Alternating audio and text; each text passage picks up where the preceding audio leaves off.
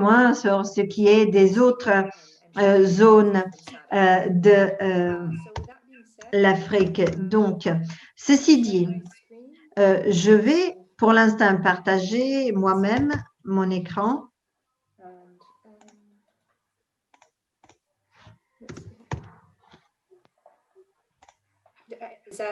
Fernando, can you confirm? Yeah, it's perfect. Vous le voyez, c'est bien? Oui, oui, allez-y, allez-y. Donc, le module de ce matin aura à quoi faire avec les ABT, donc les accords de travail bilatéraux, dans la pratique et à certains d'autres points, y compris une vue panoramique des tendances des ABT dans la région SADC, un passage de la théorie à la pratique et de certains problèmes et questions concernant l'adoption effective, efficace des ABT et des outils et ressources nécessaires pour rédiger et négocier des ABT. Donc, j'avais une première question sur Slido. Oui, j'ai besoin de 2 secondes pour partager mon écran et montrer les questions.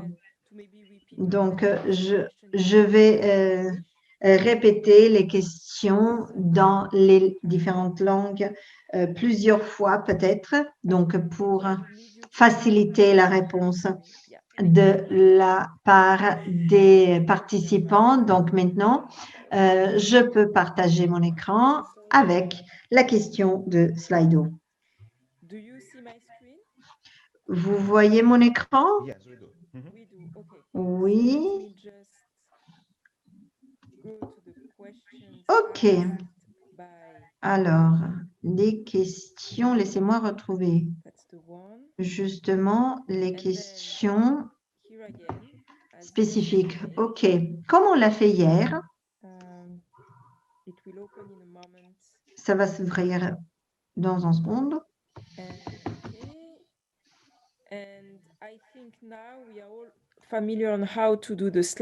Donc, vous vous rappelez ce qu'on a fait pour Slido, hein? Donc, vous utilisez votre smartphone, votre ordinateur. Vous allez sur slido.com et hashtag SAM2021. Donc, Kenza, s'il te plaît, tu vas répéter la question. Donc, c'est vrai ou faux? Donc, vous l'avez déjà vu hier. Donc, l'entrée, l'acceptation d'un accord de travail bilatéral pour un pays va les dispenser de la ratification des conventions internationales parce que les accords de travail bilatéraux peuvent être personnalisés pour répondre de manière plus vaste aux nécessités des travailleurs migrants à l'intérieur d'un contexte spécifique.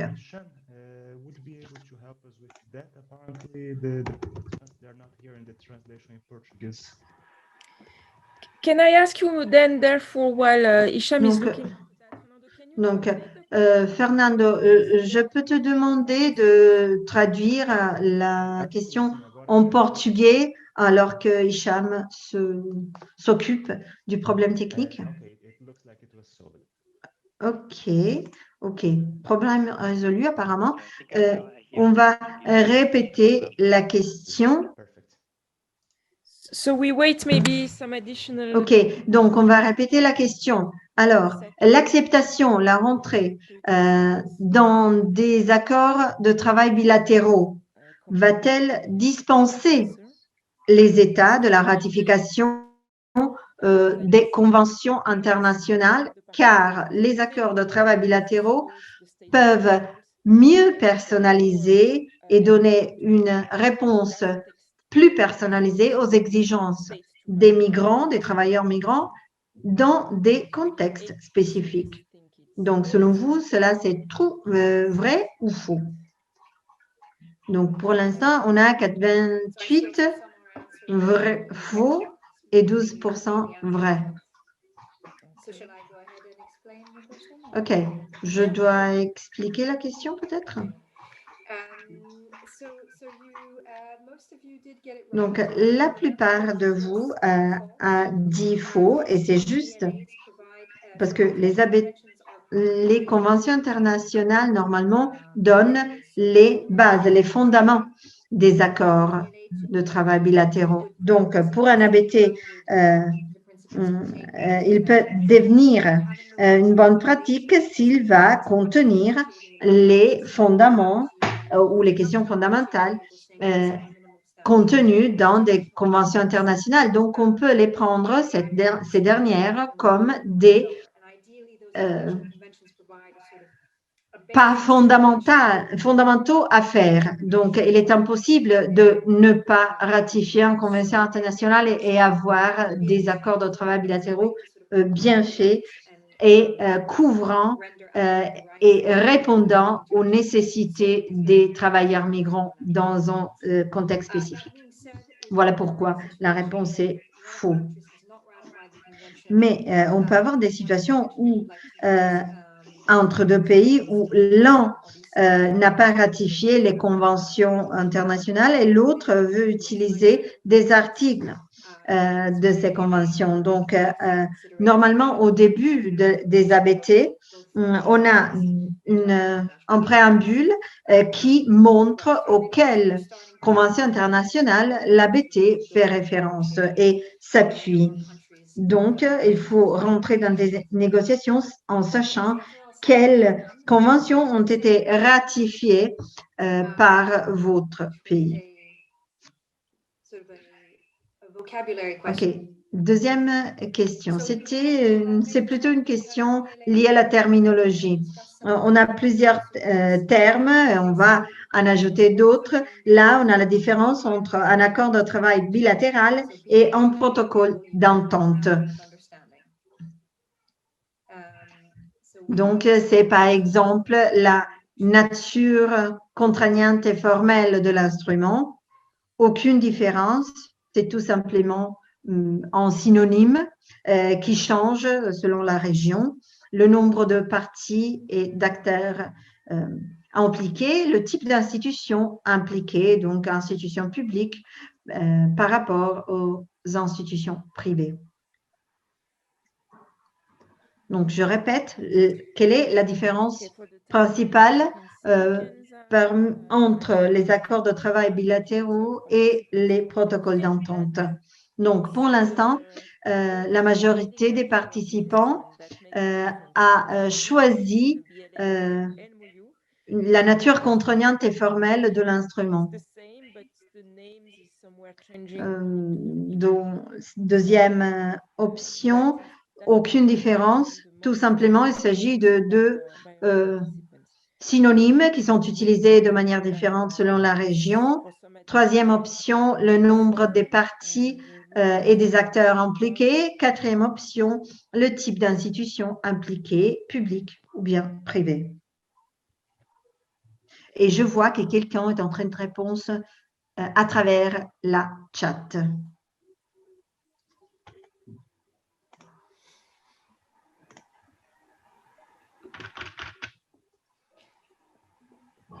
Okay, so I see here that the responses je vois qu'il y a une différenciation plus vaste par rapport à la première question, mais la première option, c'était la bonne, parce que les ABT sont des traités internationaux et donc ont une nature contraignante, au moins en théorie. Les protocoles d'entente vous donnent un cadre qui ne demande pas de ratification ou de modification dans le temps. Donc, c'est une forme de instrument plus doux, si vous voulez. Et beaucoup de fois, on préfère aller pour les protocoles d'entente, mais à cause de leur nature non contraignante pour les deux parties, ou bien sûr. Donc, il n'y a pas de responsabilité formelle, mais c'est plus difficile de les mettre en œuvre à cause de cette nature non contraignante. Donc, on ne peut pas avoir les mêmes garanties. Et le texte sera plus générique, donc on ne va pas rentrer dans les détails. Donc, en particulier pour les pays d'origine, les accords de travail bilatéraux peuvent être plus fortes, peuvent garantir une capacité technique plus forte. Donc, il y a une question concernant le fait que parfois, dans certains pays, les accords de travail bilatéraux restent secrets et ça, c'est une question à débattre. Donc, merci. Merci. Je vais revenir à ma présentation.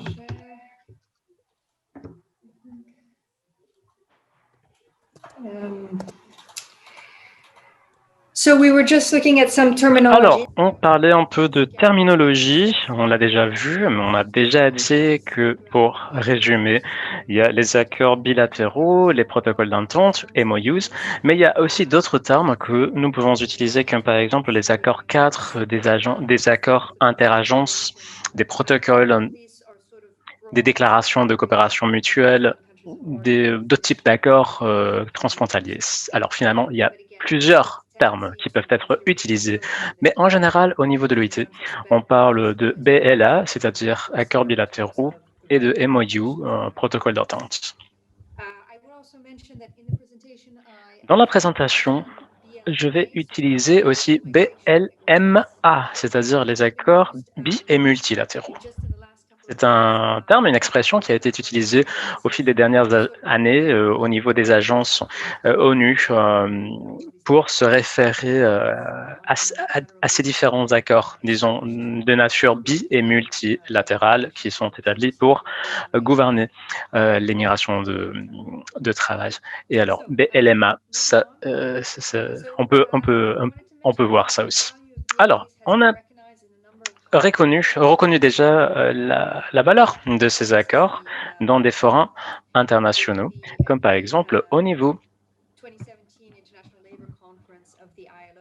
de la conférence internationale du travail de 2017, avec les 187 États membres, où on a adopté la résolution sur la gouvernance efficace de la migration de main-d'œuvre, et on a fait référence aux accords bi- et multilatéraux qui doivent respecter les normes internationales du travail basées sur le dialogue social, qui doivent être sensibles au genre, etc. On a fait référence à ça, tout comme dans le pacte mondial pour les migrations. On trouve mention des accords bi- et multilatéraux, toujours en conformité avec les normes internationales du travail de l'OIT. Alors, on peut dire que les BLMA, on pourra dire aussi en français, sont là pour promouvoir une meilleure gouvernance de la migration de main-d'œuvre. Et pour les pays d'accueil et pour les pays d'origine aussi, c'est la possibilité aussi d'avoir cet instrument pour définir le cadre de protection, ce qu'on va faire et ce qu'on va voir dans les prochaines diapositives. Mais l'idée, c'est d'avoir aussi une responsabilité partagée. C'est aussi la formalisation de la responsabilité partagée entre les pays d'origine et les pays d'accueil pour ce qui est du recrutement équitable, pour ce qui est des conditions de travail, le suivi, le monitorage, le contrôle, etc. Alors, ce sont les deux pays qui peuvent et doivent faire cela, et c'est une responsabilité conjointe et partagée aussi. Un autre élément important, les BLMA peuvent être adaptés à des groupes ciblés. On l'a vu au fil des 15-20 dernières années, par exemple, les accords bilatéraux et multilatéraux pour les travailleurs domestiques qui ont été ciblés, qui ciblaient justement ce groupe, tout comme les accords sur les saisonniers de l'agriculture ou les saisonniers, non pas les saisonniers, les personnels sanitaires, par exemple. Alors finalement, dans le cadre de ces BLMA, on peut considérer des conditions spécifiques pour des groupes de travailleurs spécifiques.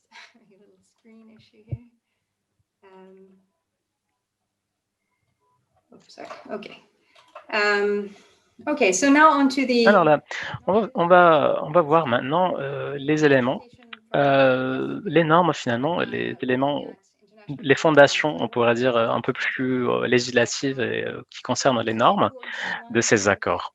Alors, ces aspects juridiques à considérer. On l'a déjà dit, tout d'abord, au fil du dernier siècle, on a adopté ces normes auxquelles on fait référence. Il s'agit là de normes minimales, minimum, c'est-à-dire que les les accords bi et multilatéraux peuvent aller au-delà, peuvent approfondir l'application, le champ d'application, l'envergure de ces normes auxquelles on a fait référence. Je sais déjà que certaines conventions sont un peu difficiles à lire, mais je voudrais citer quand même quelques-unes pour vous donner des exemples. Et je vais faire référence à la Convention 97 sur les travailleurs migrants de l'OIT, vous en avez déjà entendu parler hier. Aucun frais de recrutement ou d'autres frais annexes doivent être prévus par les chercheurs de travail et les travailleurs migrants, ou encore les salaires. La 97 dit que la rémunération, c'est-à-dire les salaires de base et d'autres types d'allocations, les rémunérations doivent être basées sur des conditions spécifiques comme les tâches, les compétences et d'autres éléments, et non pas sur la nationalité des travailleurs ou le genre ou le sexe. Encore, cette convention affirme que quand il y a un salaire minima dans le pays d'accueil, les travailleurs migrants doivent bénéficier du même type de salaire minima que les nationaux. Nous avons encore la convention sur les droits des travailleurs, et y compris les travailleurs migrants, 98, les travailleurs migrants ont accès aux mêmes conditions de travail que doivent avoir accès aux mêmes conditions de travail et aux mêmes informations que les nationaux. Alors finalement, la plupart des conventions de l'OIT s'appliquent aussi aux travailleurs migrants, même s'il ne s'agit pas d'une convention spécifiquement ciblant les travailleurs migrants. Ce type de cadre de référence un peu plus législatif, on pourrait dire, et juridique du point de vue du droit international peut être très pertinent pour notre sujet. Là, nous avons un accord modèle, hein, un modèle d'accord. C'est un modèle qui a été développé comme annexe à la recommandation 86, et c'est un modèle d'accord temporaire. Alors, avec plusieurs articles, et même si on l'a adopté il y a 70 ans, c'est quand même très pertinent, même dans le cadre actuel. C'est un modèle. Non pas tous les articles sont pertinents aujourd'hui, mais il y a quand même la liste, vous la trouvez dans la diapo, d'éléments et d'articles pertinents, l'égalité de traitement, le contrôle des conditions de travail et conditions de vie, de logement, assurer l'accès à la justice en cas de différend, l'assistance à donner dans une langue compréhensible pour le travailleur migrant, etc. Alors, c'est un modèle qu'on peut utiliser. Une autre utilisation de ces modèles d'accord, c'est une sorte de checklist, hein. On va voir si votre BLA respecte ces principes-là et contient ces aspects-là, ces différents articles. Alors, on peut lire ce modèle d'accord et voir, effectivement, contrôler si vous avez inséré tous les éléments à insérer dans un accord bi ou multilatéral. Alors, c'est un modèle très utile. Cela dit, je voudrais vous donner un peu une perspective historique au niveau mondial avant de nous concentrer sur le contexte africain. Tout d'abord, les premiers BLA ont vu le jour au début du siècle dernier, en France et en Italie en particulier. L'OIT a commencé à donner des orientations sur les accords bilatéraux en 1921, après la Première Guerre mondiale, une situation où il y avait beaucoup de circulation de personnes, et on voulait s'assurer que les travailleurs migrants puissent avoir accès aux mécanismes et à la protection nécessaire dans les différents pays. Nous avons puis la 86 et l'accord, la recommandation 86 et l'accord, le modèle d'accord que je vous ai présenté en 49. Et puis nous avons l'âge d'or pour les BLA, c'est-à-dire de 45 à 73. C'est l'après-guerre. Là, il y a eu une augmentation importante des accords bilatéraux et multilatéraux en Europe, entre pays européens et entre l'Europe et l'Afrique. Et on va voir aussi le contexte sud-africain et d'Afrique australe. C'était pour répondre aux besoins et à la demande de main-d'œuvre bas prix dans le secteur tertiaire et de la main-d'œuvre. Alors, dans ce contexte, on peut dire aussi qu'au fil des années 60 et 70, en Afrique, on voit un certain essor des accords bi- et multilatéraux. On va faire référence au Maghreb et à l'Afrique australe aussi. Et puis, il y a les premiers accords bilatéraux entre l'Afrique, entre les pays africains et les pays arabes, au début des années 80. On va parler de ça aussi tout à l'heure, ce qui a vu une augmentation importante au fil des 15 dernières années. On a vu une augmentation importante des accords bilatéraux et multilatéraux entre les pays africains et les pays arabes, du Golfe notamment. Pour vous montrer quelques tendances qu'on peut observer au niveau mondial, qui sont pertinents, bien sûr, dans le cadre de notre discours. Alors, nous pouvons penser à la féminisation de la migration. Aujourd'hui, sur la base des estimations de l'OIT, 42% de tous les travailleurs migrants sont femmes au niveau mondial. Et cela n'était pas le cas en 1949, quand le modèle d'accord a été développé avec la recommandation 86. Il y a eu des tendances, y compris en Afrique, de féminisation de travailleurs migrants et de travailleuses migrants, notamment dans le secteur des soins et du travail domestique, où les femmes sont très, très présentes. Mais cela, quand même, comporte des questions, des challenges en termes de protection des travailleuses migrantes. Encore, la plupart des BLA d'aujourd'hui font référence aux flux migratoires temporaires par rapport aux flux plus permanents, on pourrait dire, ou plus longs du passé. C'est-à-dire les travailleurs migrants, par le passé, avaient la tendance à rester plus dans les pays d'accueil. Une troisième tendance importante, vous en avez déjà parlé hier, c'est la privatisation du recrutement et des services de recrutement. Quand aux années 40 et 50, les BELA ont commencé à apparaître, la situation était très différente. C'était plutôt un recrutement public. Aujourd'hui, il y a tout un mélange d'intermédiaires publics et privés qui représentent bien sûr un défi à relever du point de vue des règlements et de la gouvernance en fait par les États.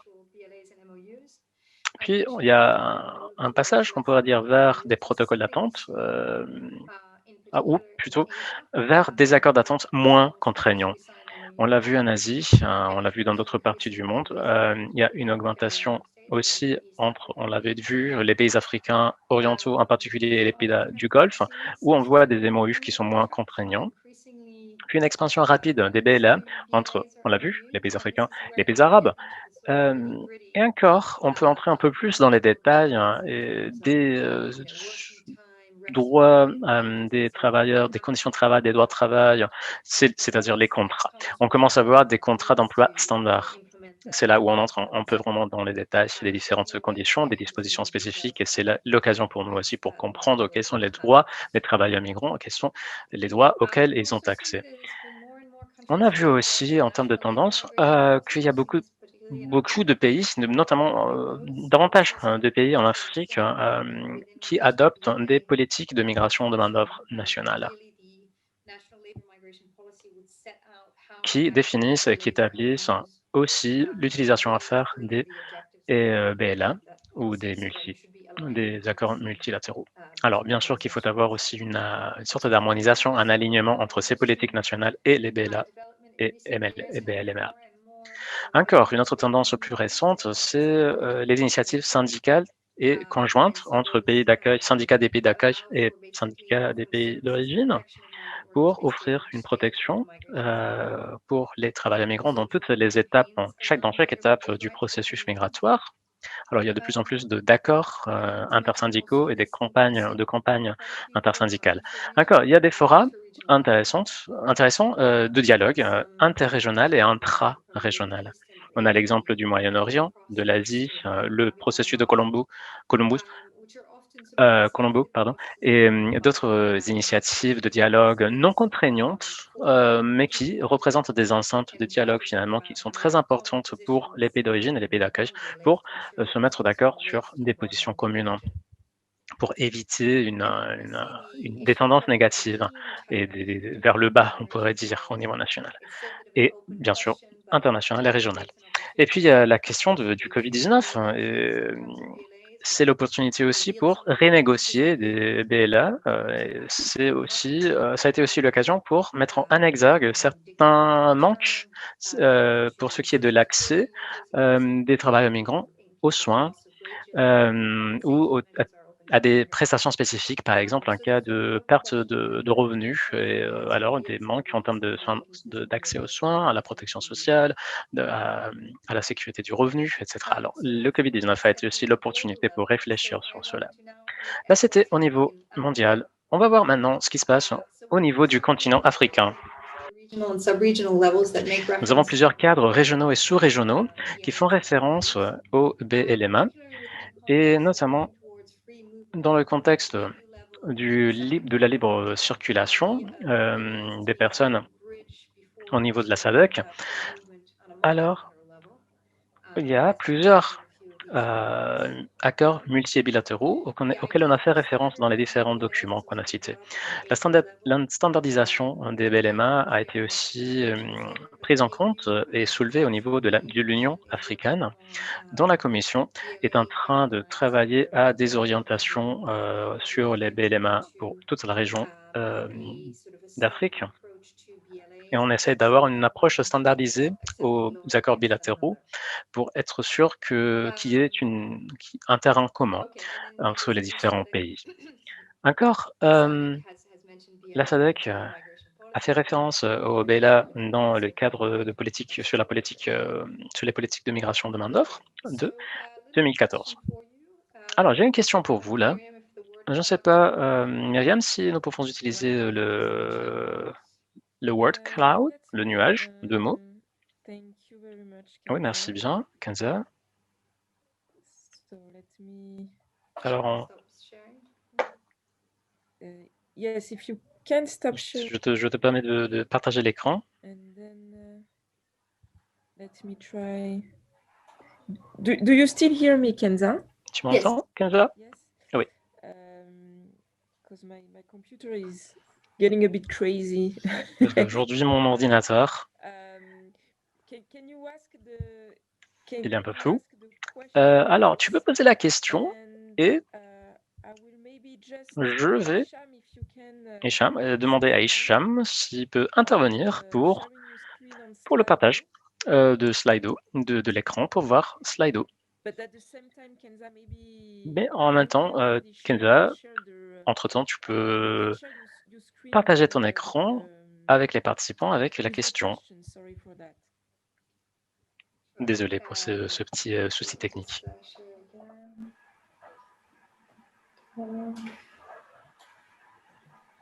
Your screen share, okay. So you can, I think, see my screen. I think it's okay, Kenza. Sorry to. Je pense que ça va. Kenza, c'est-à-dire, je peux le faire moi-même hein, parce que ça marche maintenant. Ok, alors je te laisse partager, Myriam. Si vous avez besoin, je suis là.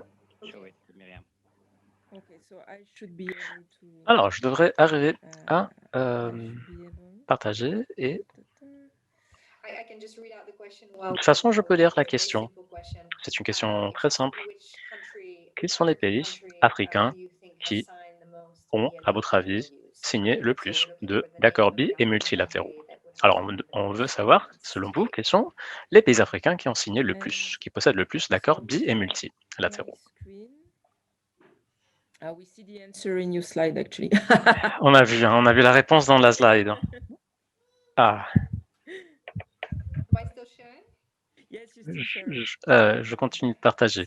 Sorry. Désolé. No problem. That's a shame. Okay. Ah, c'est dommage. Well, let's see if people Mais on va voir ce que les personnes pensent. Hein. Et on va voir si les personnes prêtent attention aussi et lisent les slides. Tu partages un cœur? Alors là, vous devrez voir selon la question. Do you see the answer? Vous voyez pas de réponse là. Là. I do see it, but I know the answer as well. But Moi, je la vois et je connais déjà la réponse, mais Okay. Well, I saw. Yeah. I think de toute façon, so. It is in ouais, vous l'avez vu. De toute façon, c'est pas grave. Alors, la prochaine fois, on va être un peu plus préparé du point de vue technologique et on s'excuse. Mais la bonne réponse est le Soudan. Le Soudan possède et a signé, sur la base de nos connaissances, a signé 20, plus ou moins, 20 accords bilatéraux et protocoles d'attente aussi avec notamment les pays arabes. Certains remontent aux années 70-80 aussi, avec l'Afrique du Nord, le Maghreb, la Libye, l'Égypte en particulier, avec l'Ouganda, le Vietnam, l'Irlande. Alors, c'est déjà une bonne expérience, disons, d'un point de vue de perspective historique pour le Soudan. Certains posaient la question au début sur la transparence de ces bilatéraux, de ces accords bilatéraux. Alors non, ils ne sont pas publiés souvent. Alors il est parfois difficile du point de vue de collecte des données. Et pourquoi ne sont-ils pas publics? Je ne peux pas, je n'ai pas de réponse par rapport à ça, mais j'ai une idée. C'est-à-dire, il y a au moins deux questions en jeu. Tout d'abord, certains de ces accords ne sont pas forcément, n'agissent pas, on pourrait dire, dans le cadre du respect de bonnes pratiques, du point de vue des travailleurs et de leurs droits. Et alors, il y a parfois des questions de compétition, une sorte au niveau du gouvernement pour ce qui est disons, relever les différents défis, parfois contradictoires. Et alors, c'est pour cela que peut-être il n'y a pas de transparence, on ne publie pas ces accords bilatéraux parce que peut-être il y a un pays qui veut avoir accès à un secteur du marché ou un pays avec un secteur de marché, alors ce pays accepte de baisser les niveaux, les standards, on pourrait dire internationaux, et ne veut pas que ce soit public. Ou encore, il y a des accords intergouvernementaux et qui n'impliquent pas forcément une consultation des partenaires sociaux en termes de syndicats, organisations de la société civile, employeurs, etc. Alors, ils sont plutôt à huis clos, on fait ça à huis clos et c'est pas vraiment, on le fait pas dans l'esprit de la communication libre, de la publicité ou de la transparence. Et alors souvent, c'est pour cela aussi qu'on se trouve face à cette situation. Alors parfois, on signe ces accords bilatéraux, et on oublie finalement. Peut-être aussi parce que les conditions négociées sont mauvaises ou parce qu'il y a une compétition entre les différents pays, notamment l'Afrique orientale, par exemple, actuellement, qui veut signer des accords avec les pays arabes. Et le risque est qu'ils arrivent à négocier un abaissement des droits pour avoir accès à ces marchés. Sorry, I have a question for you. Maybe. Alors, j'ai une question pour toi avant de passer au prochain transparent, qui est toujours concernant le nombre de ABT ou de protocoles d'entente. Vous nous avez donné les chiffres pour l'Afrique, mais vous avez des informations similaires, par exemple pour l'Asie, ou quelques exemples de pays comme les Philippines qui ont signé beaucoup d'ABT ou de protocoles d'entente pour faire une comparaison à niveau global? Mais c'est une bonne question. Malheureusement, je n'ai pas ce type de données pour d'autres pays, mais pour ce qui est des pays d'origine, tu as raison, la Philippines sont le pays qui a le plus grand nombre d'accords signés. Normalement, dans les années 90, à la moitié des années 90, a commencé à signer beaucoup de ce type d'accord avec d'autres pays de l'Asie. Mais oui, en termes de pays d'origine, tu as raison. Pour ce qui est des pays de destination, il existe quelques pays arabes, l'Arabie saoudite en particulier, le Koweït et la Jordanie aussi, mais aussi les pays européens, par exemple la France. Il y en a beaucoup avec les pays de l'Afrique du Nord et de l'Ouest, mais je n'ai pas les chiffres spécifiques. Mais après le Soudan, en revenant en Afrique, je vois l'Éthiopie qui a signé au moins 6 accords avec les États arabes et 3 encore sont en train d'être finalisés. Il a pris une position intéressante dans la proclamation des emplois à l'étranger de 2016 qui demande la signature d'accords bilatéraux de travail pour avoir la possibilité d'émigrer pour les travailleurs migrants. Donc, c'est en petits pas fait. Et je sais que l'Afrique du Sud aussi a signé un bon nombre d'accords. Donc, un commentaire. Donc, nous avons parmi nos participants des autres participants de la gouvernance de la migration de main-d'œuvre et on a une participante de la Philippine. La Philippine a signé 41 ABT et le dernier, c'était il y a un mois avec les Émirats arabes unis. Mais c'est bien. C'est sur les travailleurs domestiques. Je sais que les Philippines ont été et sont encore très, très actives dans la poursuite de la protection pour les travailleurs migrants et en particulier des travailleurs domestiques.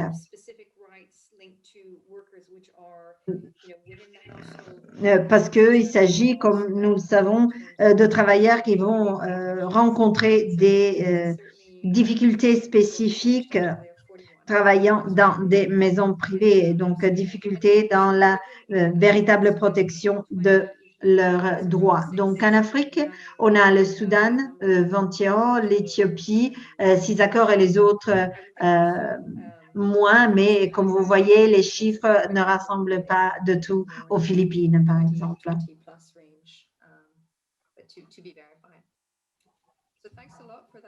Merci.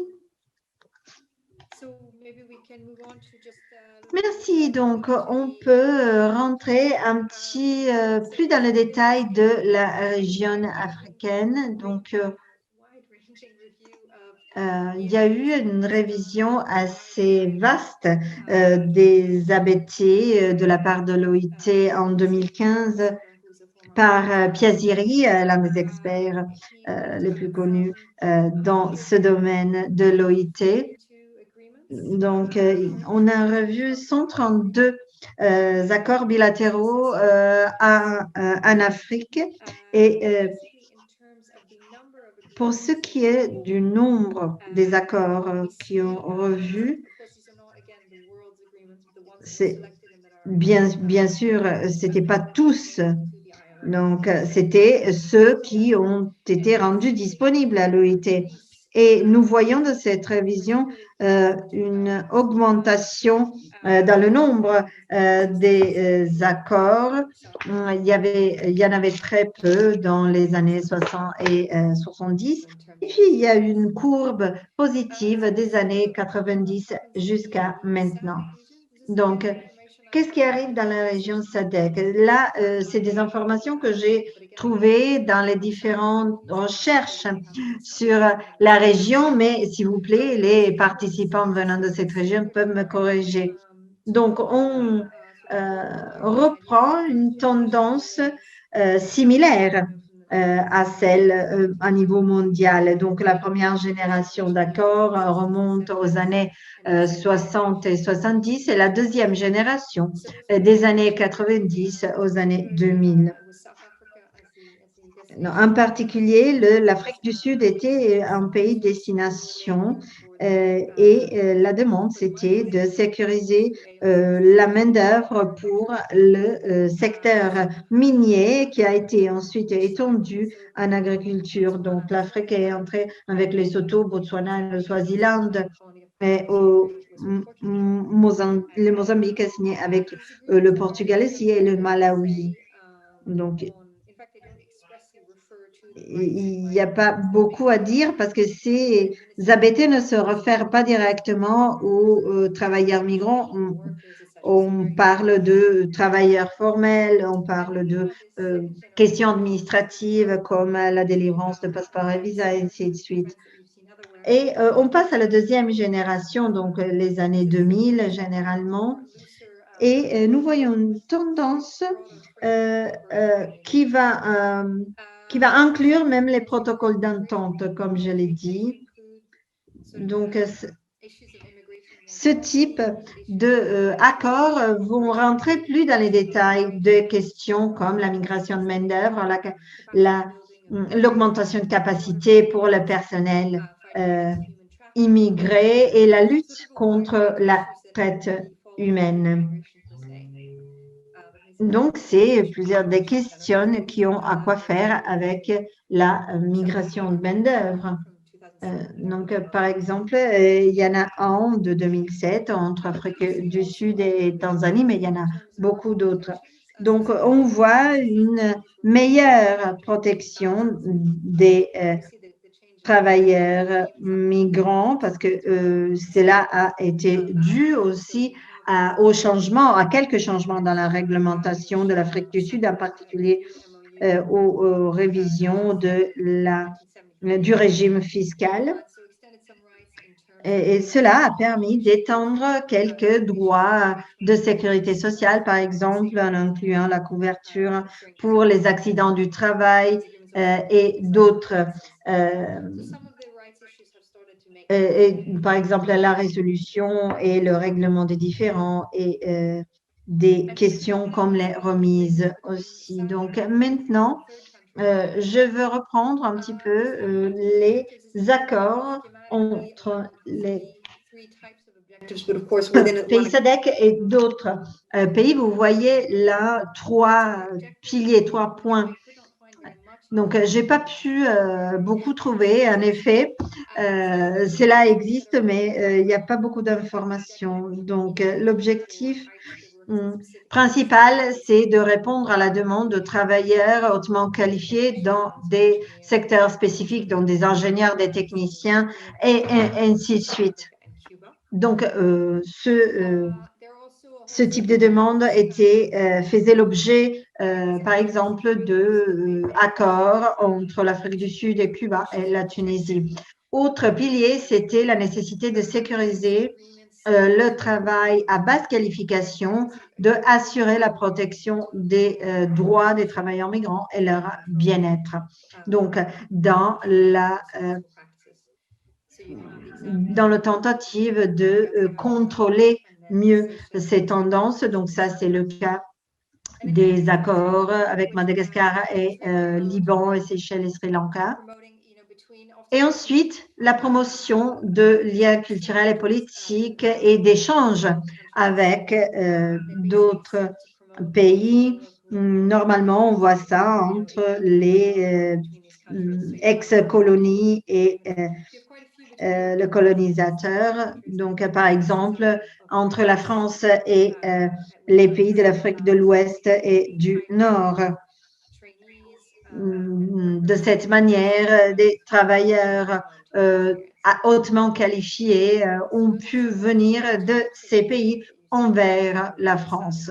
Ça, c'est ce que vous voyez là, c'était l'accord entre l'île de Maurice et la France, rentrant dans ce cadre. Donc, pour reprendre la révision qui a eu des ABT qui a eu lieu en 2015, la révision avait l'objectif d'identifier les lacunes ou les faiblesses de ces ABT et des protocoles d'entente. Aussi en Afrique, en particulier, il y a eu une recherche de contexte sur les ABT dans la région IGAD qui a eu des résultats similaires, donc qui a identifié les mêmes lacunes comme discrimination de genre, le manque de dialogue social, par exemple des mesures de protection des salaires.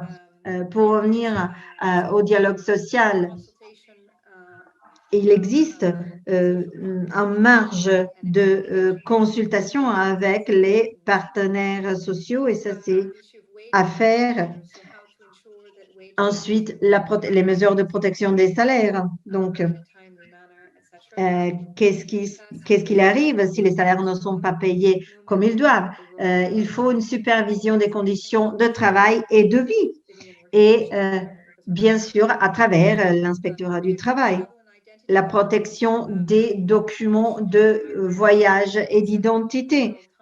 Donc, les documents doivent être à la disponibilité des travailleurs à tout moment.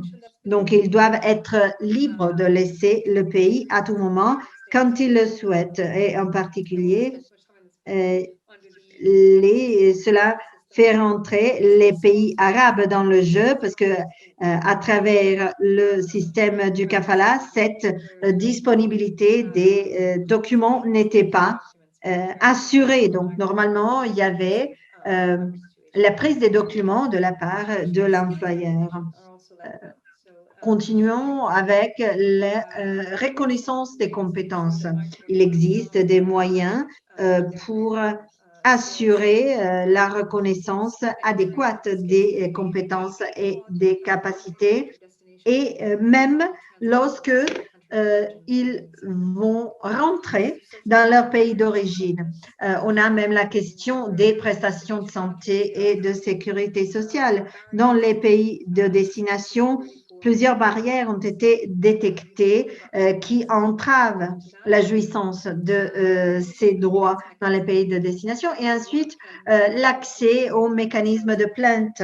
Donc, lorsque un droit est violé, parfois les travailleurs migrants n'ont pas accès aux remèdes légaux. Donc, voilà les lacunes qui ont été mis en exergue à travers cette révision de 2015. On revient maintenant aux questions de Slido. Donc, ça va, je peux partager mon écran si, Kenza, tu me le laisses faire. Donc, tu devrais terminer le partage sur Zoom. OK, c'est bien.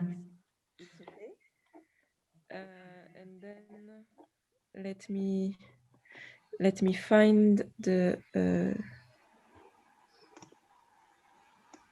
okay. I have it here. OK, je l'ai ici.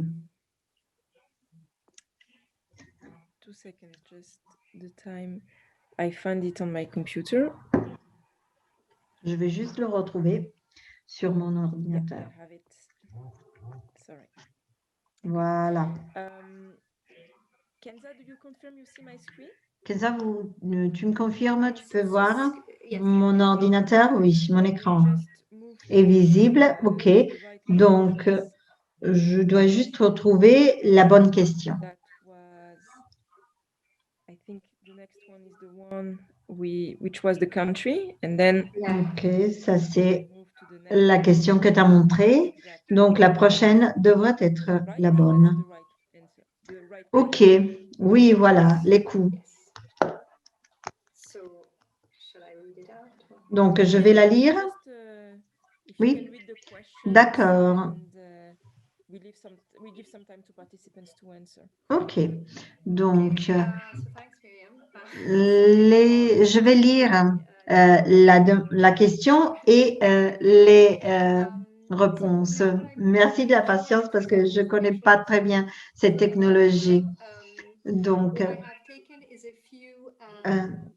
j'ai voulu prendre quelques questions concernant des parties d'un texte qui parlent de ABT et de protocole d'entente. Donc, première question. Donc, disons qu'on parle d'un accord de travail bilatéral. Donc, les coûts liés au recrutement de travailleurs migrants sont partagés à part égale entre l'employeur et le travailleur migrant. Comment pouvez-vous améliorer le texte? L'employeur a le droit de récupérer les frais de recrutement pour le travailleur engagé en déduisant le montant correspondant du salaire. Seuls les frais de recrutement qui font partie dans les pays d'origine avant le départ seront couverts par le travailleur migrant. Tous les autres frais sont à la charge de l'employeur ou bien aucun frais de recrutement ou frais connexes ne doit être supporté directement ou indirectement, en totalité ou en partie, par le travailleur migrant. Donc, je reprends. Comment améliorer les textes? L'employeur a le droit de récupérer les frais de recrutement supportés en les déduisant du salaire de l'opérateur. Seuls les frais de recrutement engagés dans le pays d'origine avant le départ seront couverts par le travailleur migrant et tout le reste par l'employeur. Et c'est aucun frais de recrutement doit être payé par l'opérateur migrant. Donc, il faut en choisir une. OK. Donc, nous voyons que quelques participants sont en train de répondre à travers la chat. Donc, il y a 125 personnes connectées, donc on va attendre encore un peu pour voir le nombre de réponses augmenter. Donc, c'est une bonne pratique parce que vous avez parlé de frais de recrutement hier, si je ne m'abuse pas.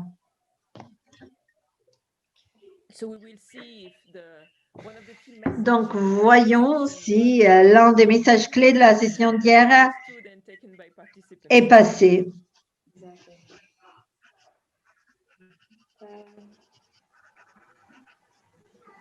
OK. D'accord.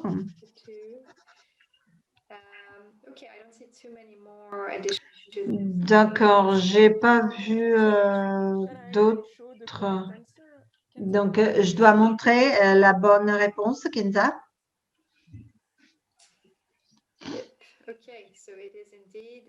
D'accord.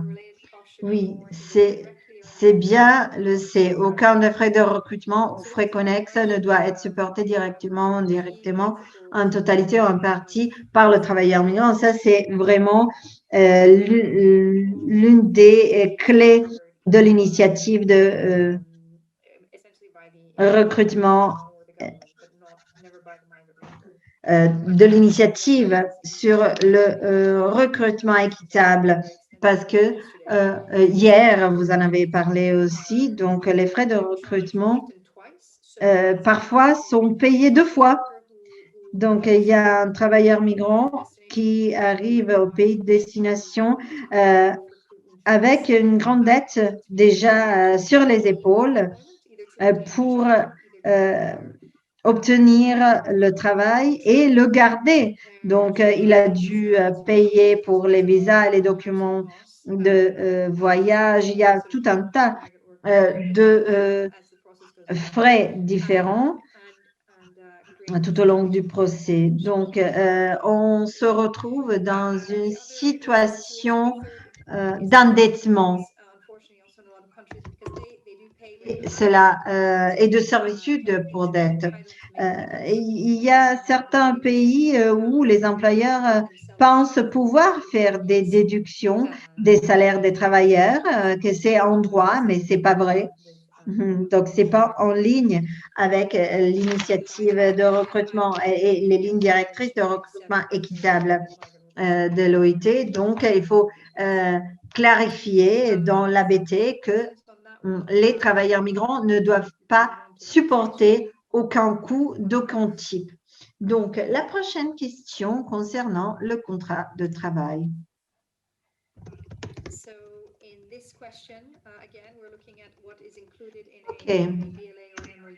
Là, on va voir ce qui peut être inclus dans l'ABT ou le protocole d'entente. Donc, le contrat de travail doit être convenu, doit être signé mutuellement entre l'employeur et le travailleur et doit être conforme aux lois des deux pays.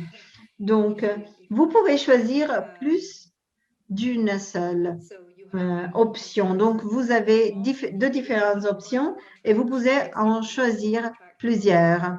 Donc, pour améliorer ce texte, donc le contrat de travail doit être conclu dans commun accord entre l'agence de recrutement et l'employeur, ou bien le contrat de travail individuel sera basé sur un modèle de contrat établi par les parties et conforme aux normes ratifiées de l'OIT et aux principes de droits fondamentaux au travail. Le contrat de travail sera traduit dans une langue que le travailleur migrant comprend.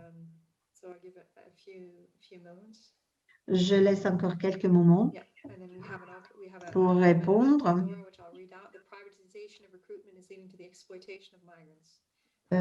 Donc, il y a quelqu'un qui dit que la privatisation du recrutement a renforcé encore plus l'exploitation des migrants. Et il existe des pratiques de recrutement qui sont très équitables, mais cela ne signifie pas qu'à quelques moments de la procédure, un abus ne peut être perpétré. OK, on peut montrer la bonne réponse. Oui. En ce cas, je n'ai pas inclus l'option parce qu'il s'agissait de plusieurs options possibles. Tu vas commenter peut-être. Alors, les deux options, les bonnes options, c'était 1 et 2. Donc, avoir un modèle de contrat conclu d'un commun accord entre l'agence de recrutement et l'employeur, comme je l'ai dit, bien sûr, est le contrat basé sur un modèle de contrat établi par les parties et conforme aux normes ratifiées de l'OIT et aux principes de droits fondamentaux au travail. Le travailleur, rappelez-vous, c'est vraiment dans une position où le pouvoir de négociation est très, très limité et donc ne peut pas avoir une grande protection tout seul. Et deuxième option possible, c'était le contrat sera traduit dans une langue que le migrant comprend. Mais ça, c'est clair. Hein. Pour signer un contrat, il faut comprendre ces clauses et ces paragraphes. Mais dans la plupart des cas, cela n'arrive pas parce que les services d'interprétation et de traduction peuvent ne pas être compris. L'option qui ne va pas du tout, c'est la, disons, délégation de la rédaction du contrat à l'agence de recrutement et de l'employeur. Donc, ce n'est pas une bonne idée de les laisser négocier à la place du travailleur migrant. Donc, merci. Donc, on continue avec l'autre question.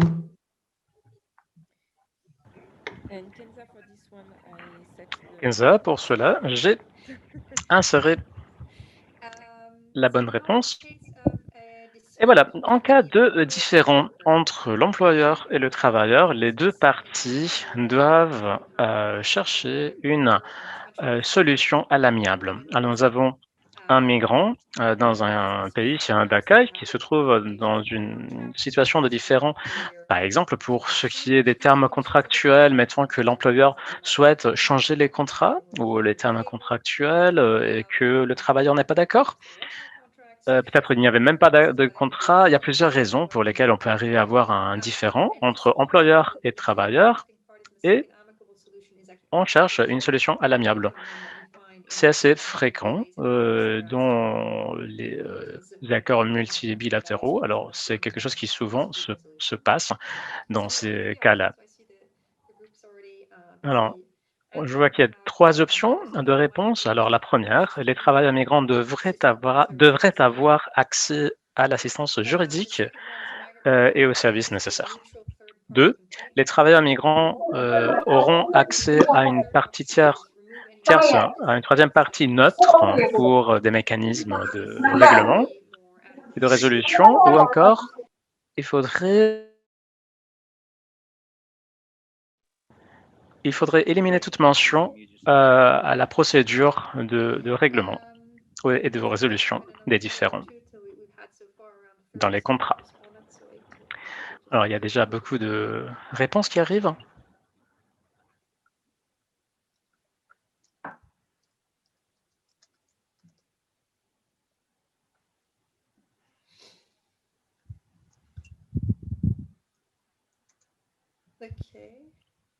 OK. Il y a beaucoup de réponses qui sont arrivées. Alors, Myriam, on va voir les réponses alors, la bonne réponse. Là, voilà. Je pense que c'est peut-être trop simple, le quiz que j'ai fait pour vous. Oui, en fait, c'est assez logique, hein, comme réponse. Les travailleurs migrants devraient avoir accès à l'aide juridique, à l'assistance légale et aux services nécessaires en la matière. Il faudrait penser à des services d'assistance juridique gratuits ou très accessibles, et considérer aussi la traduction des documents ou l'interprétation orale pour les travailleurs migrants.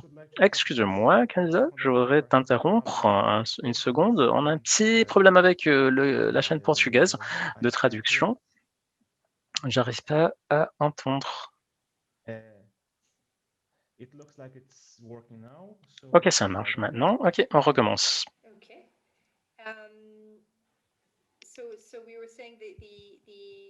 Alors, on disait que je parlais de la première réponse. Alors, la deuxième est quand même très importante. Les travailleurs migrants doivent avoir accès à une partie tierce, à une troisième partie neutre comme mécanisme, c'est-à-dire un mécanisme de règlement des différends d'une troisième partie. C'est très important. Souvent, le travailleur migrant dépend de l'employeur pour son permis de résidence, etc. Alors, parfois, il est très difficile pour les travailleurs migrants de pouvoir envisager une solution, un règlement amiable. Alors, c'est très naïf comme situation, comme perspective pour nous. Alors, oui, il faudrait avoir aussi la possibilité d'avoir accès au moins à un mécanisme de règlement de différends d'une troisième partie, si nécessaire. Il est très important d'avoir accès à ce mécanisme de règlement neutre. Sur la troisième option, alors, on peut décrire le mécanisme de règlement dans le contrat.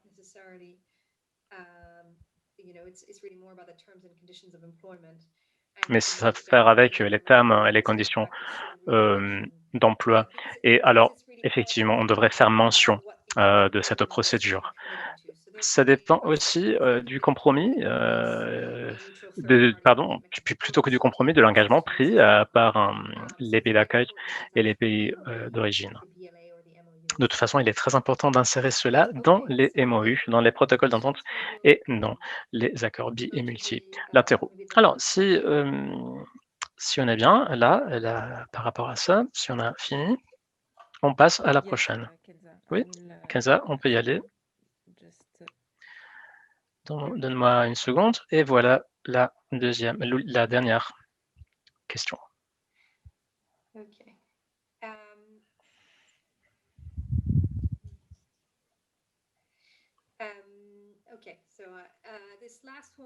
Alors, cette dernière question concerne le contrôle de l'accord. Alors, une fois signé l'accord, il faut considérer aussi quels sont les mécanismes de contrôle de l'application de l'accord. Alors, une phrase typique qu'on peut trouver dans les billets multilatéraux, accords billets multi, est la suivante. Les parties utiliseront les canaux diplomatiques pour assurer l'application et le contrôle des termes de l'accord. Les parties utiliseront les canaux diplomatiques pour assurer l'application et le contrôle des termes de l'accord. Est-ce que nous pouvons améliorer cette phrase, par exemple, en disant 1.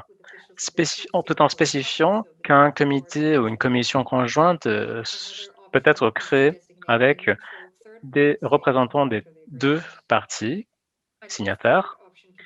2. Nommer un État qui puisse monitorer, contrôler l'accord et qui puisse jouer le rôle de troisième partie. 3. Définir les fonctions de la commission conjointe sur, par exemple, les meetings, les réunions et la fréquence des réunions. Alors, le 1, c'était spécifié tout en spécifiant qu'une commission conjointe peut être créée avec les représentants des deux parties.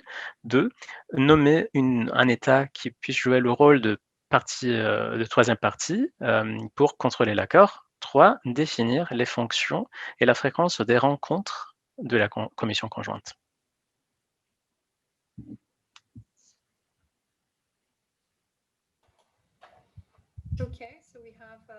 Ok, je pense qu'on a 40 réponses là. Je pense que nous pouvons nous arrêter là. C'est bien, Myriam a affiché la bonne réponse.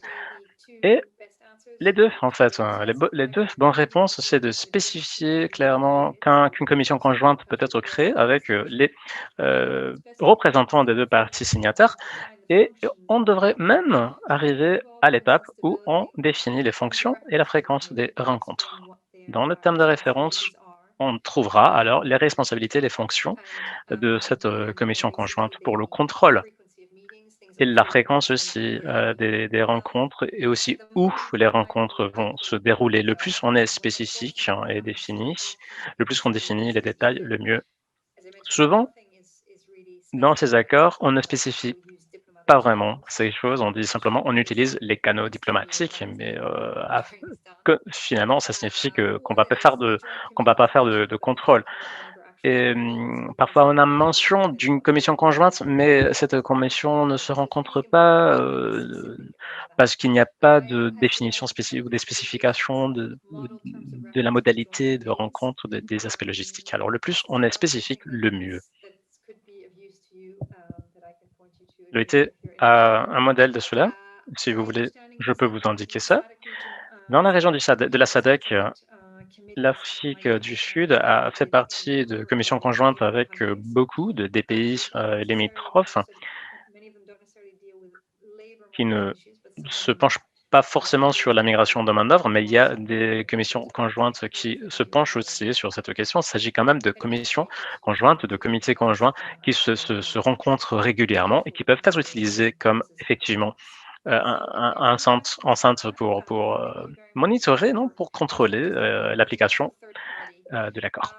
Une dernière observation par rapport aux pays tiers. C'est pas quelque chose qu'on fait d'habitude. C'est pas forcément négatif comme choix, mais j'aurais des préoccupations, des soucis qui vont dans deux directions. Tout d'abord, il est difficile déjà de travailler ensemble avec un pays, c'est-à-dire déjà c'est difficile entre deux pays, alors le fait d'avoir un troisième pays, ça pourrait créer des soucis, des problèmes logistiques aussi.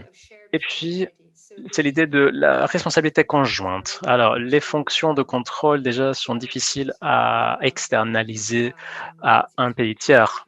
Alors, parce que ça relève finalement des responsabilités des deux parties signataires de contrôler l'application et les termes de l'accord. Alors, du point de vue financier, du point de vue de l'allocation de ressources financières et humaines.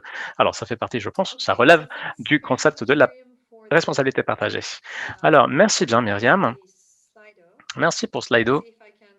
Et on va voir si j'arrive à partager mon écran à nouveau. Yeah, you should be able. I stopped sharing Oui, mine. Excellent. je pense que oui, c'est parce que You can definitely see it. je ne partage plus le mien. Ok, Back to my, alors je reviens. just find my place again. Okay. So just a few last words.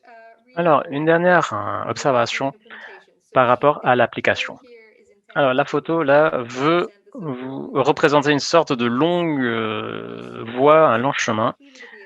Une fois conclu, on pourrait dire l'accord ou le protocole, c'est déjà bien. Alors, félicitations, parce que déjà, ça prend des années, ça prend du temps, bien sûr, mais il y a aussi une autre partie très importante, c'est l'application de l'accord ou bien du protocole. Alors, dans le cadre de l'application, il faut prêter attention à des questions. Alors, tout d'abord, c'est le cadre général fourni par le cadre, par l'accord ou par le protocole n'est qu'un cadre général. Il faut travailler au reste. Alors, c'est pas finalement tout en signant un accord qu'on a résolu le tout. Hein. On a mentionné tout à l'heure que parmi les dispositions pratiques qu'on peut avoir, nous trouvons par exemple l'accès à la justice, au mécanisme de règlement des différends par les travailleurs migrants. Alors, dans la pratique, ça signifie que les pays d'origine et d'accueil doivent penser à comment réaliser cela, à comment permettre cela, créer des mécanismes ou définir quels sont les mécanismes à saisir, quels sont les mécanismes de traduction, d'interprétation, le logement. Mettons que le travail migrant est logé chez l'employeur ou dans un logement fourni par l'employeur. Dans le cas de différents, on pourrait avoir besoin de changer de logement. Alors, il faut considérer pratiquement quelles sont les étapes à considérer pour cela. Ça ne signifie pas que le gouvernement soit le seul à mettre en place cela. Il peut bien sûr agir avec les syndicats, avec les organisations d'employeurs, avec les organisations de la société civile, pour voir quels sont les services à mettre en place et à disposition pour que les dispositions prévues par les accords ou les protocoles soient effectivement appliquées. Pour arriver à on pourrait dire des aspects un peu plus pratiques qui concernent l'application et le contrôle, on pourrait dire que les BLA n'opèrent pas dans le vide, hein. Ils opèrent dans un contexte économique et politique qui change, qui est en constante transformation. Alors, bien sûr, ils répondent aux priorités des pays.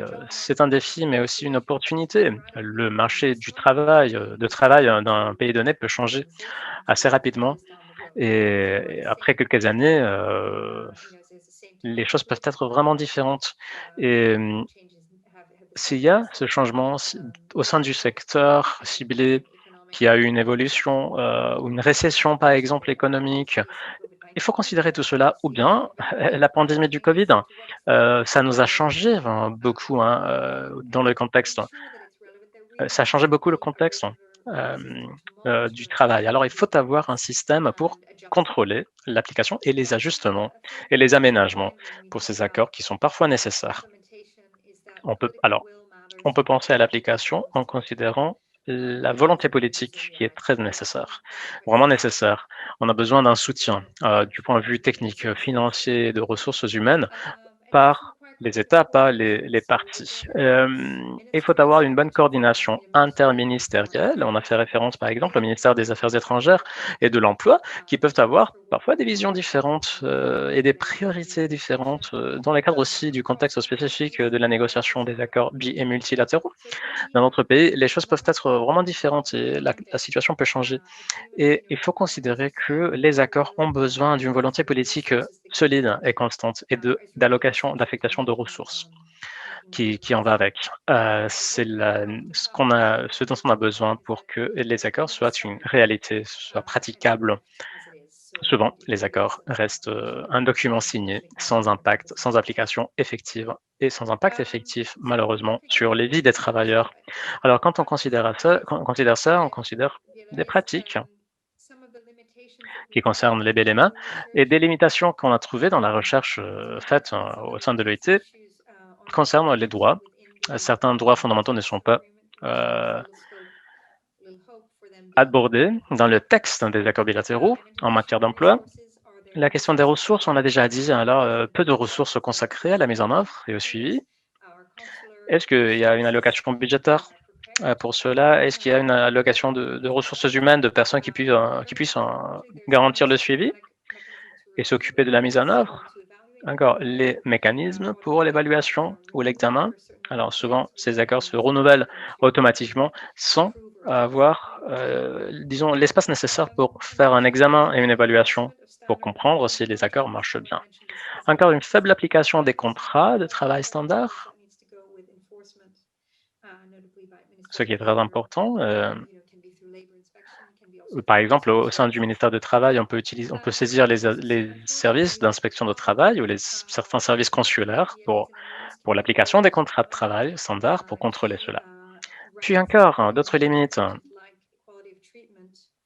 Alors, la question des distinctions discriminatoires entre les travailleurs étrangers et les nationaux.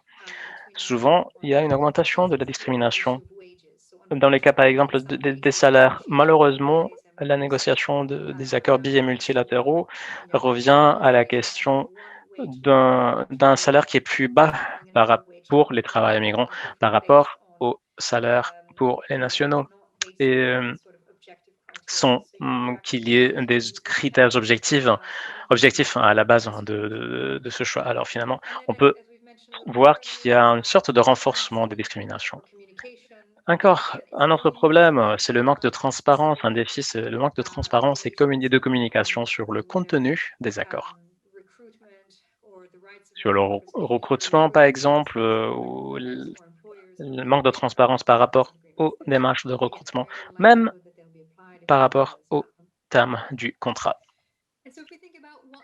Voilà, si on pense aux causes, c'est-à-dire pourquoi avons-nous ces problèmes-là, ces défis majeurs, quelles sont les causes sous-jacentes? Alors tout d'abord, il y a peu de négociations, de pouvoir de négociation, où le pouvoir de négociation est inégal entre les pays d'origine et d'accueil. Alors les pays d'origine peuvent ne pas soulever ces difficultés, ces défis pour peur de perdre la possibilité de, disons, signer l'accord avec le pays de destination. Encore le manque de coordination, on l'a déjà dit, l'incohérence aussi des politiques. Le BLA doit être considéré toujours en ligne et en harmonie avec les politiques interministérielles, les priorités interministérielles et les politiques, les différentes politiques, la politique de l'emploi, la politique de migration, bien sûr, s'il y en a une, et d'autres politiques encore. Alors, souvent, il y a un manque de coordination de ce point de vue. Le manque de consultation, comme je l'ai déjà dit, le manque de données, il est très difficile de faire ça sans des données sur les flux migratoires et les dynamiques migratoires existantes. Il est très difficile aussi de mesurer l'impact d'un accord bi- ou multilatéraux s'il n'y a pas si on ne fait pas l'état de lieu de la situation et qu'on ne considère pas la situation réelle à l'aide de données réelles. Encore, les lacunes de l'inspection du travail, on l'a dit, et de la législation du travail. Alors, on a besoin de législation du travail robuste et solide et de mécanismes de suivi et de contrôle des conditions de travail. C'est très important et cela relève de l'inspection du travail. On a vu et on voit parfois des exemples d'accords bi- et multilatéraux qui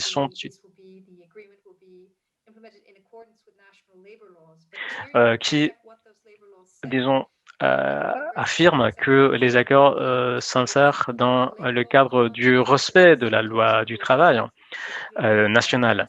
Mais par exemple, dans certains pays arabes, certains secteurs, certaines catégories de travailleurs ne sont pas couvertes. Par exemple, les travailleurs domestiques, les travailleurs de l'agriculture. Alors, il faut voir vraiment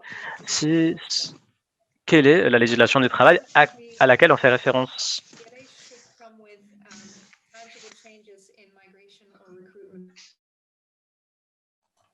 So ensuring that there are tangible changes to policies. Les accords bilatéraux en matière d'emploi ne s'accompagnent pas de changements tangibles dans les politiques de migration et de recrutement. Si on parle par exemple de renforcement de la transparence des pratiques et des démarches de recrutement et que ça reste théorique, alors bien, il n'y a pas de changement tangible. Alors, encore, qu'est-ce qu'on peut faire? Quelle est la voie à suivre? Quels sont certains conseils et certaines recommandations fournies par l'OIT?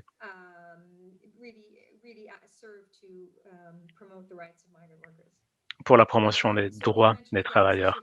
Alors, on a fait référence à la transparence, à la divulgation des informations. Les Philippines, par exemple, les participants et les participantes des Philippines peuvent confirmer, on publie sur le site web du gouvernement le texte de l'accord bilatéral. Par exemple, ça c'est déjà très très important. Il faut rendre disponibles les textes des accords à ceux qui souhaitent les lire. Et puis avoir des processus qui soient inclusifs. Alors l'inclusivité est très importante, c'est-à-dire la participation tripartite. Il faut avoir les employeurs, les travailleurs, le gouvernement bien sûr, mais aussi les associations de la société civile qui doivent pouvoir faire entendre leur voix. Une définition claire des responsabilités entre pays d'origine, pays d'accueil. Qui est responsable pour quoi? La création de commissions ou de comités conjoints pour le suivi et le contrôle. Alors, on l'a déjà dit, les commissions conjointes pour ces responsabilités de suivi et de contrôle, mais il est important aussi d'investir sur le contrôle et le suivi interne. Alors, il faut avoir des attachés de travail dans les ambassades, une représentation diplomatique aussi, des personnes, des références auxquelles justement faire référence en cas de besoin à l'étranger aussi. Les objectifs des politiques de migration, par exemple, et les BELA, l'harmonisation et l'alignement entre ces deux instruments, et finalement aussi la question qui concerne la pandémie. Et qu'est-ce qu'on peut apprendre de cette situation? Qu'est-ce qu'on peut faire en cas de crise, en cas de retour, en cas de réintégration?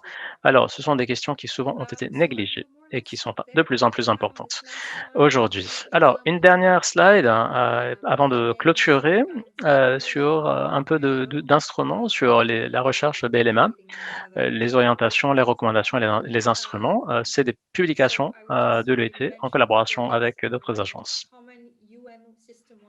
Nous avons des orientations sur les accords bi- et multilatéraux qui vont être publiés cette année-ci. Il y a un groupe technique de pilotage, de travail, avec plusieurs organisations internationales, ONG et institutions pour définir des lignes guides, des orientations, des principes bases à suivre pour les différentes étapes du processus de l'accord bilatéral. Myriam a fait mention de la boîte à outils développée par l'OIT et présentée durant la conférence internationale du travail. C'est un instrument qui est en ligne, je peux passer le lien. Dans le cadre du projet SAM, ma collègue Gloria a développé avec d'autres collègues, disons, a créé des groupes thématiques sur les accords bilatéraux aussi. Elle va, je pense, en parler. Au niveau national, nous avons plusieurs formations sur mesure. Si votre pays a développé un accord bilatéral ou multilatéral et que vous ou bien est en train de travailler à ça et que vous voulez partager avec l'OIT le brouillon, le projet, vous pouvez le faire. On pourra vous aider aussi à améliorer le texte de votre accord et l'harmoniser avec les instruments internationaux. Alors, si vous êtes en train de travailler à ça ou que vous avez déjà un projet, mettez-vous en contact sans problème avec votre bureau régional de l'OIT ou encore au BIT, avec le BIT de Genève. J'ai déjà beaucoup parlé. Je vous remercie de votre attention. J'ai pas suivi la chat. Et Myriam, dis-moi, qu'est-ce qu'on va faire? Nous avons quelques minutes encore. pour répondre aux questions. Alors, je suis en train de voir les questions. Donc, je crois qu'on a encore quelques minutes. Donc, si les participants veulent ajouter encore quelque chose, mais je peux déjà mettre en évidence quelques questions techniques. Donc, la première concernait le pacte mondial pour les migrations. Si on peut l'utiliser comme un protocole d'entente, accord bilatéral, quel est le classement de ce type de document? Et autre question technique concernant des accords entre syndicats. Un participant nous a demandé de parler de cette question si possible et la possibilité d'avoir des modèles d'accords bilatéraux, ça c'est la question d'un autre participant, pour avoir une référence. Donc ça c'était les questions techniques, entre guillemets, les plus importantes. Si tu veux commencer. Merci. Merci, des bonnes questions et des questions dures à répondre.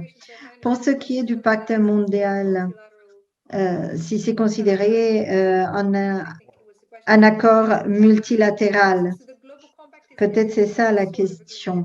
C'est pas ce type de accord. On peut pas le classer comme un accord multilatéral. C'est pas un accord de travail multilatéral. C'est un niveau plus élevé, montrant la volonté politique de s'intéresser, de s'occuper de la migration de main-d'œuvre. Et on parle en particulier des sections concernant le travail décent. Donc, je l'ai même mentionné dans l'un de mes transparents.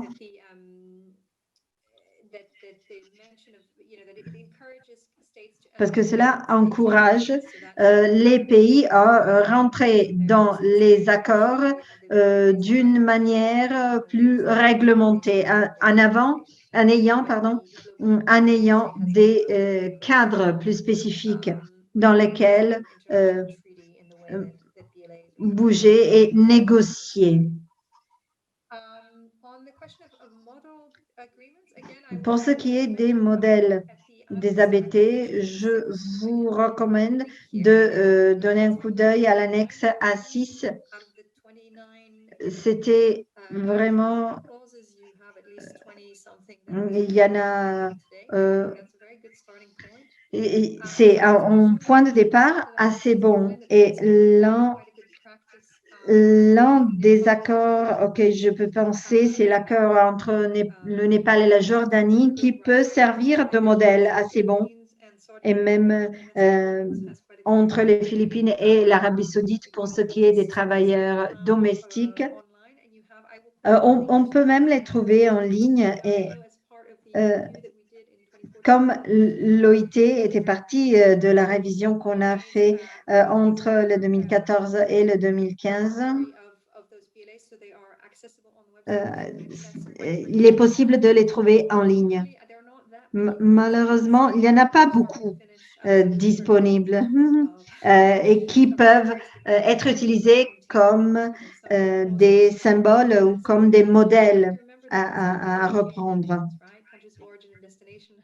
Dans la plupart des cas, il s'agit de résultats de négociation. Donc, voilà pourquoi il est très difficile d'avoir un modèle qui peut faire l'objet d'un accord élargi dans tous les pays.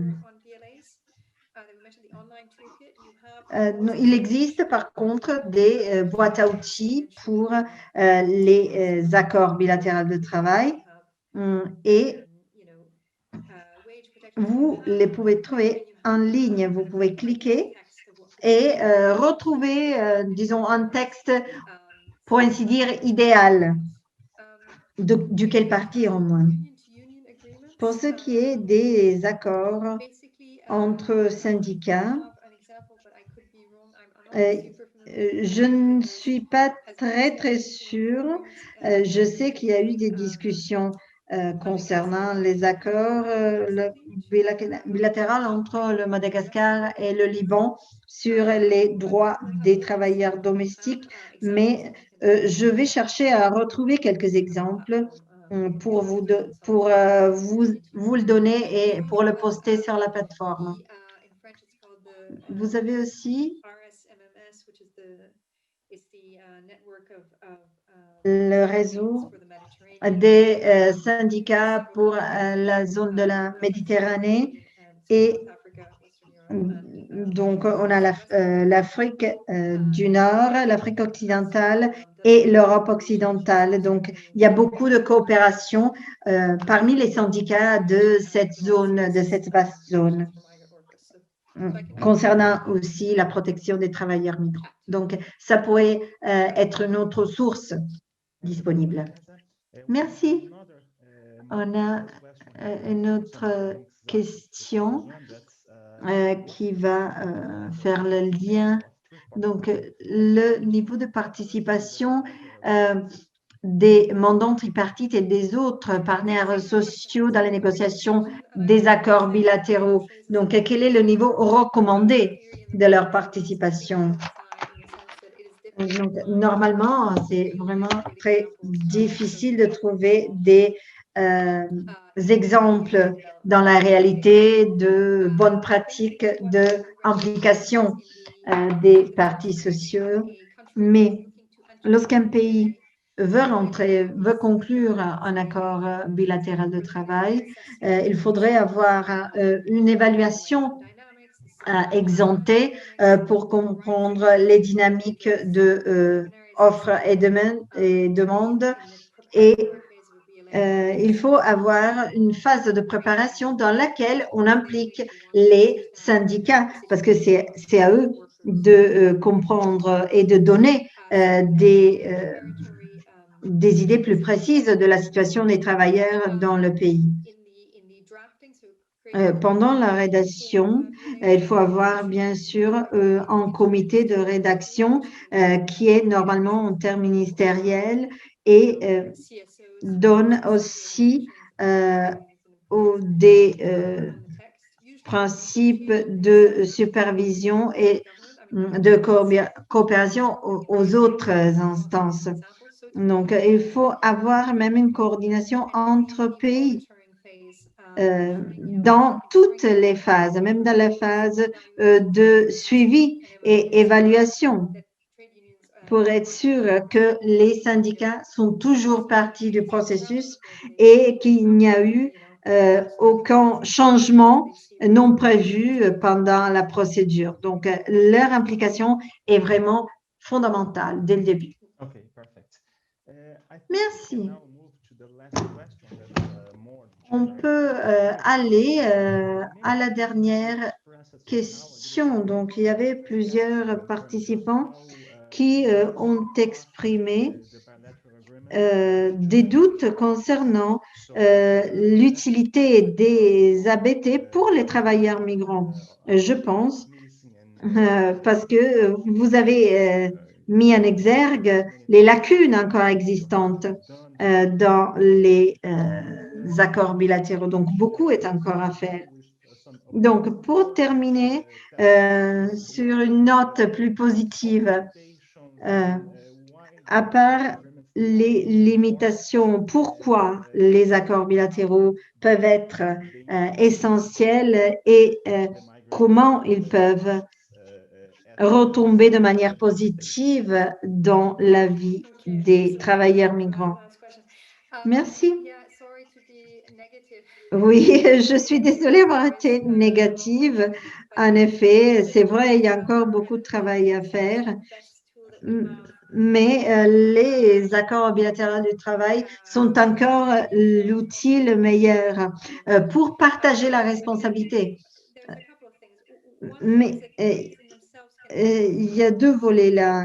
D'un côté, les accords bilatéraux de travail peuvent ouvrir de nouveaux marchés de travail parce qu'à travers ce type d'accord, par exemple les pays arabes ou l'Ouganda ou l'Éthiopie, on peut ouvrir la voie à la migration légale et régulière pour la réception de travailleurs de mon pays, d'un pays d'origine. Donc ça, c'est déjà une bonne raison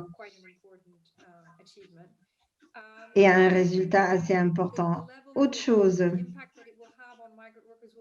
pour ce qui est de l'impact véritable dans la réalité quotidienne des travailleurs migrants, cela dépend vraiment de la réception et de l'adoption à 360 degrés de la part des deux parties de l'accord. Par exemple, en cas de différents ou de litiges, il devrait avoir un attaché de travail disponible.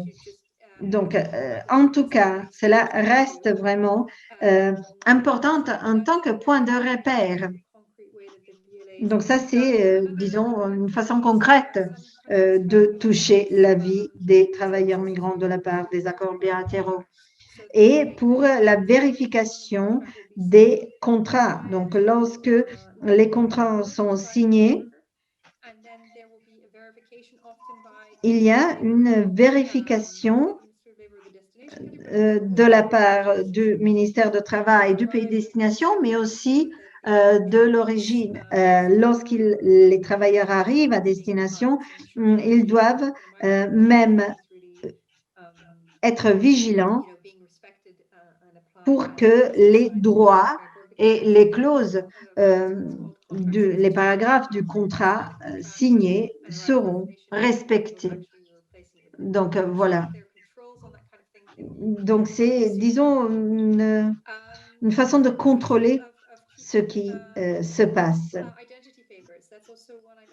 Autre question importante, j'ai parlé du fait que plusieurs fois les documents d'identité peuvent être retenus et saisis par les employeurs ou les agences de recrutement. Ça, c'est bien sûr illégal. Et donc, avoir un accord bilatéral de travail devrait aider la surveillance sur les conditions de travail, y compris sur la possibilité pour les travailleurs de garder leurs documents d'identité.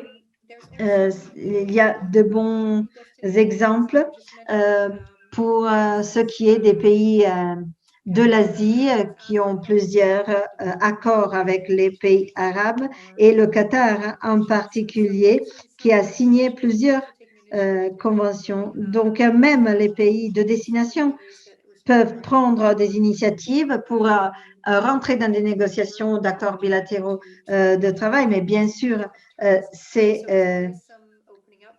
toujours dans l'intérêt des pays d'origine de le faire. Donc, grâce à l'aide de l'OIT, ce type de négociation peut être plus clair. Au moins, les différents passages peuvent être plus clairs. On peut avoir l'appui technique. Merci. Merci, Kenza. On a encore quelques annonces. Myriam, tu veux clôturer la session en disant quelque chose, quelques mots finaux ou quelque chose à ajouter avant les annonces?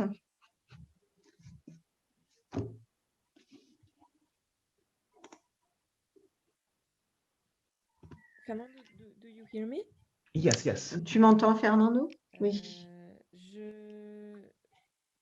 Je vais parler en français, juste aussi pour mettre un peu un peu de français, un peu d'équilibre en fait, puisque la session a été très anglophone. Excuse-moi Fernando, parce que j'ai pas bien entendu. La dernière question, elle était adressée à Kenza, non? C'est ça? Oui, exactement. Alors, c'est seulement pour vérifier si vous voudriez ajouter quelque chose, un point peut-être on n'a pas bien couvert ou quelque chose qui vous pensez que c'est important, voilà, comme les considérations finales. Kenza, est-ce que par hasard, est-ce qu'il y a quelque chose que tu veux rajouter ou si c'est le cas, je t'en prie, hein, prends la parole. Mais sinon, je vais de l'avant. Parfait, parfait. Alors, je crois qu'on peut alors passer pour les annonces finales et avant de conclure la session. D'accord.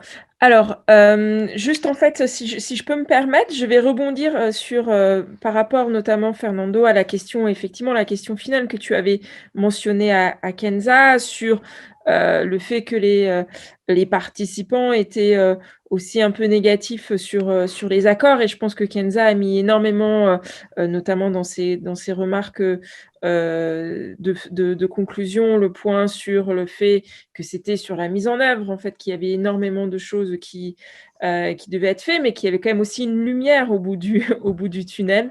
Et cela me rappelle, en fait, un paper en fait qui avait été écrit par donc notre ancien collègue Piaceri Vikramasekaara, qui alors c'était plus spécifique au protocole d'entente, donc MOU, où il disait est-ce que finalement quelque chose est mieux que rien du tout. Et je pense que c'est aussi, je ne sais pas si Kenza, si tu es d'accord avec ça, mais je pense que c'est aussi quelque chose qu'il faut se rappeler, c'est-à-dire que oui, ce n'est pas des instruments parfaits, oui, il y a énormément aussi de défis dans la mise en œuvre, mais il reste des instruments utiles et nécessaires pour la protection des droits des travailleurs migrants. Donc, finalement, quelque chose est mieux que rien du tout. Et c'est peut-être quelque chose à garder à l'esprit lorsqu'on parle notamment de la négociation et la mise en œuvre ou de protocoles d'entente ou d'accords bilatéraux. Un dernier point, en fait, qui est aussi intéressant à réfléchir, on n'a pas trop discuté de ça dans cette session aussi pour des questions de temps, c'est les différences aussi de pouvoir de négociation qui peuvent exister entre les deux parties. Le pays d'origine et le pays de destination, où parfois il y a une sorte de déséquilibre des pouvoirs dans la négociation même de l'accord entre pays d'origine et pays de destination.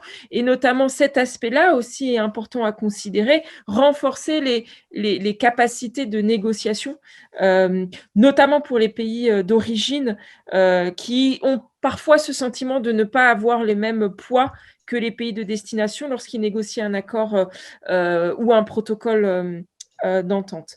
Très rapidement, je suis consciente du temps. Merci Kenza énormément pour ta session. Il y a eu énormément de questions, c'était très clair. Et je pense que, comme d'habitude, la question des accords bilatéraux et des questions de protocole d'entente est particulièrement appréciée par les participants parce qu'elle est aujourd'hui beaucoup au cœur des discussions lorsqu'on parle de gouvernance de la migration de main-d'œuvre et de la coopération ou régionale ou internationale en matière de migration. Kenza, je vais peut-être te demander si cela ne te dérange pas, parce que je vois que tu as commencé à mettre aussi des liens dans le chat box. Si tu veux partager quelque chose avec les participants, envoie-moi un email et puis on le mettra dans la plateforme. Bien évidemment, la plupart des documents que tu as mentionnés seront disponibles et sont prévus en fait pour être mis à disposition des participants. Mais n'hésite pas à m'envoyer et je ferai notamment le tri pour voir qu'est-ce qu'on n'a pas encore mis et qu'on devrait rajouter. On va s'arrêter là parce que je me rends compte vraiment qu'on est allé bien au-delà du temps. Merci encore, Kenza, de ton temps et de ta session. Merci aussi aux interprètes pour votre flexibilité et disponibilité. On reprendra du coup demain la session sur un thème aussi très important, à savoir migration et compétences et reconnaissance des compétences et des qualifications. Donc, ce sera la première session de la matinée demain, suivie par une session sur les statistiques. Merci à tout le monde. Et je vous souhaite une bonne fin de journée, bon après-midi, dépendant où vous êtes. Et on se voit du coup demain, même heure, à savoir 8h, heure de Turin, Genève, ou 9h, heure de Pretoria. Bonne journée à tout le monde. Fernando, merci aussi à toi pour ta facilitation. Et à demain.